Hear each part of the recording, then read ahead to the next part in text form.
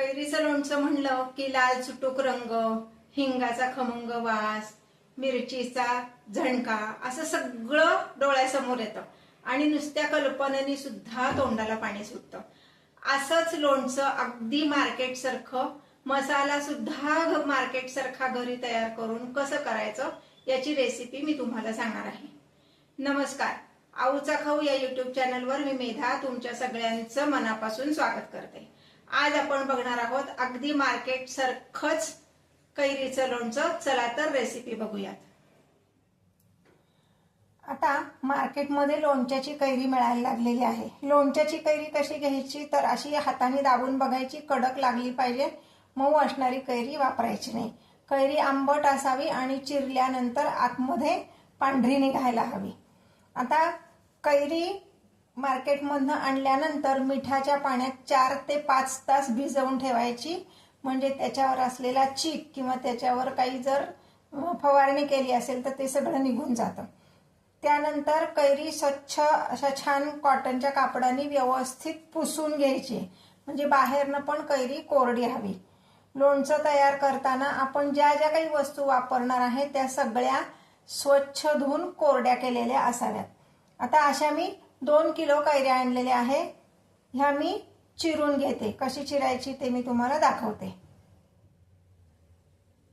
ही कैरी चिरताना देठाच्या बाजूचा साधारण एवढा भाग, म्हणजे 10 रुपयाचं कॉईन असतात तेवढा भाग काढून टाकायचा, कारण ह्या देठाच्या बाजूला काही बारीक जर किडे बिडे असतील तर ते लोणच्यात येता कामा नये. हे अशी छान पांढरी स्वच्छ कैरी हवी.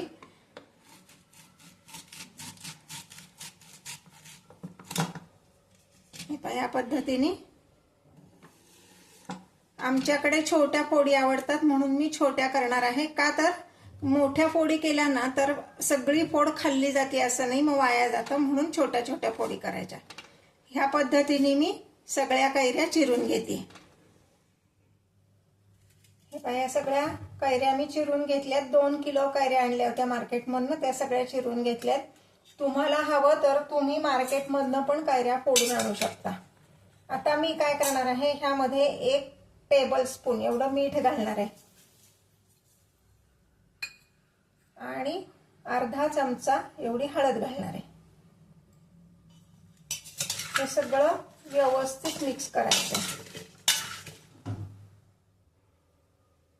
हे मी आधी थोडंसं चमच्याने हलवून घेतलंय आणि दुसरी एक पद्धत दाखवते की ज्याच्यामुळे आपले हात पण खराब होत नाहीत, पण त्यात घातलेली मीठ आणि हळद व्यवस्थित सगळ्या फोडींना लागते. आपली आई आजी जेव्हा खूप मोठ्या प्रमाणात लोणचं करायचं तेव्हा ह्याच पद्धतीने करायच्या. हे पातेला असं दोन्हीकडनं पकडायचंय आणि फक्त असं हलवायचंय. फार वेळ लागत नाही, अगदी एखादा मिनिट असं आपण हलवलं ना की सगळं मीठ त्याला लागतं. आता इथे मी खाली एक मोठा बाऊल घेतलेला आहे, त्यावर ही आपली जी चाळणी असती पुरण चाळायची ती घेतलेली आहे. आता ह्या ज्या मीठ आणि हळद लावलेल्या फोडी आहेत त्या मी ह्याच्यावर काढून ठेवणार आहे. त्याचं कारण काय ते मी तुम्हाला सांगते.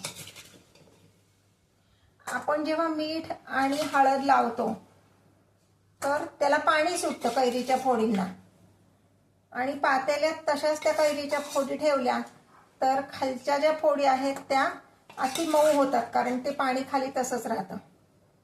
असं जेव्हा तुम्ही काढून ठेवता तेव्हा ह्या चाळणीतनं ते पाणी सगळं खालच्या पातेल्यात जमा होईल आणि फोडी व्यवस्थित कोरड्या राहतील. हे किती वेळ ठेवायचं तर साधारण 5 ते 6 तास तरी ठेवायचंच. हे मी सगळं असं ह्यात काढून ठेवते आणि 5-6 तासानंतर आपण बघूया. पण हे उघडं ठेवायचं नाही, कारण उघडं ठेवलं तर त्याच्यावर माशा चिलटं बसतील. ह्याच्यावर झाकण ठेवायचं, तरी ते ताट वगैरे झाकण नाही ठेवायचं. ह्याच्यावर एक स्वच्छ कापड आपण झाकण ठेवणार आहोत. हे पहा, आता आपण लोणच्यासाठी जे मीठ घालायचंय ते किंचित असं गरम करून घेणार आहोत. गरम एवढ्यासाठी करायचं की हवेतल्या मॉइश्चरमुळं बऱ्याचदा मिठाला पाणी सुटतं आणि त्याच्यामुळं लोणचं खराब होतं. तसं होऊ नाही म्हणून किंचित असं गरम करून घ्यायचं मीठ. हे मीठ मी किती घेतलंय तर 200 ग्रॅम घेतले. 2 किलो कैरीसाठी 200 ग्रॅम एवढं मीठ घेतलंय. आपला जो मसाला आहे तो पण 200 ग्रॅम मसाला तयार झालेला आहे. म्हणजे 2 किलो कैऱ्यांसाठी तो पुरेसा आहे.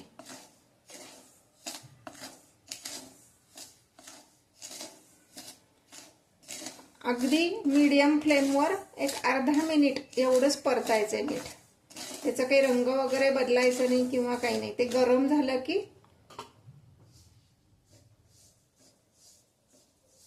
हे आता गरम झालंय. म्हणजे आता ह्यात असा हात घातला की चटका बसतो इतपतच हे गरम करायचंय. गॅस बंद करते. ह्याच कढईमध्ये आपण ठेवूया आणि लोणच्याची पुढची प्रोसिजर बघूया. तोपर्यंत हे गार होईल. आपण हे कैरीला हळद आणि मीठ लावून ठेवलं होतं. त्याच्यामुळं कैरीला जे पाणी सुटलंय ते खालच्या भांड्यात सगळं निथळलंय. तुम्हाला आता मी दाखवते हे उचलून. हे पहा, असं पाणी ह्यात सगळं निथळलंय. हे साधारणपणे 8 तास मी ठेवलं होतं. आता ह्या कैरीच्या फोडी मी एका मोठ्या पातेल्यात काढून घेते. हे पहा, ह्या फोडी मी आता एका मोठ्या पातेल्यात काढून घेतल्यात. खाली जे पाणी उरलं होतं ते टाकून द्यायचे किंवा तुम्हाला आमटी भाजीत वापरायचा असेल आंबटपणासाठी तर तुम्ही वापरू शकता. आता जो मसाला केलेला आहे तो मी ह्यामध्ये मिक्स करते. हे पहा, मसाला आपण केलेला आहे. ह्याचा व्हिडिओ सेपरेट मी अपलोड केलेला आहे, तो बघा. आधी हे सगळं मिक्स करून घ्यायचंय.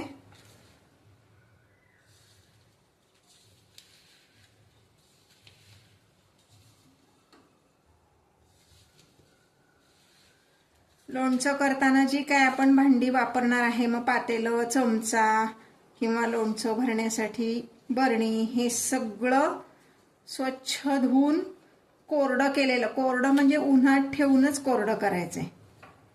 हे पाहता, हे मसाला मिक्स केलाय. ह्यामध्ये मीठ घालूया. मीठ आपण थोडंसं गरम करून घेतलंय. कशासाठी तर त्यातलं मॉइश्चर कमी व्हावं म्हणून. ते मीठ गार झालेलं आहे. आता ते मी ह्यात घालते.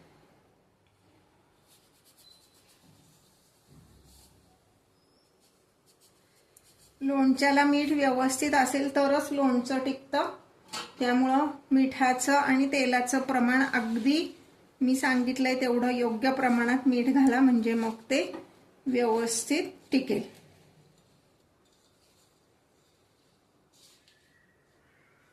हे पहा, आपण हे कैरी, मसाला आणि मीठ हे सगळं व्यवस्थित मिक्स केलंय. आता मी हे झाकून ठेवणार आहे आणि ह्यामध्ये जे तेल घालायचं आहे ते आपण गरम करून घेणार आहोत. अगदी कडकडीत गरम करायचे. ते किती गरम करायचं, त्यात अजून काय घालायचं हे सगळं मी तुम्हाला दाखवते. हे आता आपण झाकून ठेवूया. आता गॅसवर मी कढई ठेवलेली आहे. त्यामध्ये 300 ml एवढं तेल घेतलंय. हे तेल छान कडकडीत गरम करायचे. म्हणजे साधारणपणे 2 ते 3 मिनिट तरी हे आपण तापवायचे. हे पहा, तेल छान कडकडीत तापलंय. ते कसं बघायचं तर आपण ह्यामध्ये लोणच्यामध्ये लवंगा घालणार आहे थोड्या, तर एखादी टाकून बघायची म्हणजे मग कळेल. हे पहा, लवंग टाकले की लगेच ती वर आली. आता मी गॅस बंद करते आणि मग ह्यामध्ये लवंगा घालणार आहे, म्हणजे अंगावर पण उडत नाही. आणि लोणच्याला छान स्वाद आणि थोडासा अजून रंग येण्यासाठी अख्खी ब्याडगी मिरची एक 10-12 मी घालणार आहे.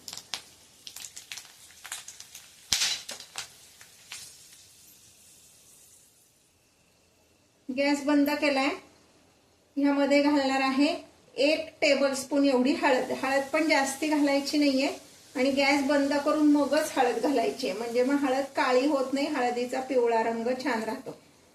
आता हे तेल पूर्ण गार झाल्यानंतर आपण लोणच्यामध्ये मिक्स करणार आहे.